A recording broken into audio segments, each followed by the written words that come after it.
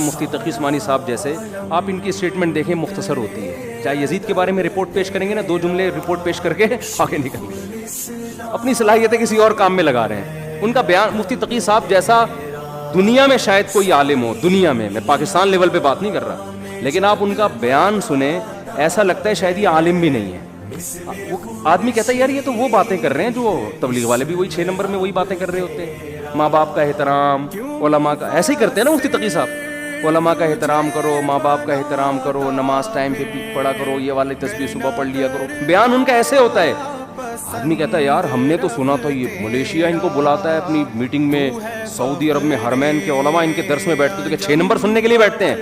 وہ بھائی جب ان کی علمی مجلسیں ہوتی ہیں نا علماء کے ساتھ، پھر یہ والا اسٹائل نہیں ہوتا. پھر وہ عربی میں حوالے نہیں، دھڑا دھڑ عربی میں حدیثیں پڑھ پڑھ کے سنا رہے ہوتے ہیں. آج ان پر بھی لوگ الزام لگا رہے ہیں ان کو حدیثیں نہیں آتی.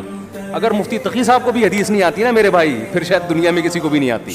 ان کی حدیث کی تکملۃ فتح الملہم، ان کی صحیح ہے مسلم کی عربی شرح ہے، اٹھا کے دیکھو دماغ کی چولہے ہل جائیں گی آپ کی.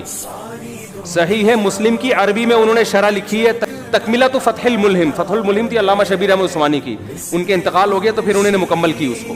تو وہ عربی میں صحیح مسلم کی بہترین شرح ہے. تو جس آدمی کو شرح عربی میں سمجھ میں نہیں آتی وہ الزام لگا رہا ہے کہ مفتی تقی صاحب کو حدیث. یہ ہمارے ملک کا حال ہو گیا ہے یار، کیسے کیسے جاہل ہیں. تو مفتی تقی عثمانی صاحب جو عوام کے سامنے زیادہ علمیت نہیں جھاڑتے نا، اس لیے کہ وہ صحیح عالم ہے. ان کو پتا ہے کہ عوام کے ٹاپک یہ نہیں ہے کہ میں یہاں بیٹھ کے پیچیدہ جب ان کی آپ علمی مجالس میں جاؤ گے، علمی محفلوں میں، ہم تو گئے ہیں نا مجلس تحقیقات جب ہوتی ہیں، پھر اس میں انسان کا پتہ چلتا ہے وہ علماء کے سامنے علماء کے مینٹل لیول پہ آ کے بات کرتے ہیں، عوام کے سامنے عوام کے لیول پہ آ کے بات کرتے ہیں. تو ہم بھی جو لطیفے سنا رہے ہیں نا، اس کا مطلب یہ نہیں کہ ہمیں قرآن و سنت کا پتہ ہی نہیں. میں یہ نہیں کہہ رہا ہم کوئی بہت بڑے عالم ہیں، اتنے خالی بھی نہیں اتنے پبلک سمجھ رہی ہے، بس یہ بتانا مقصد ہے.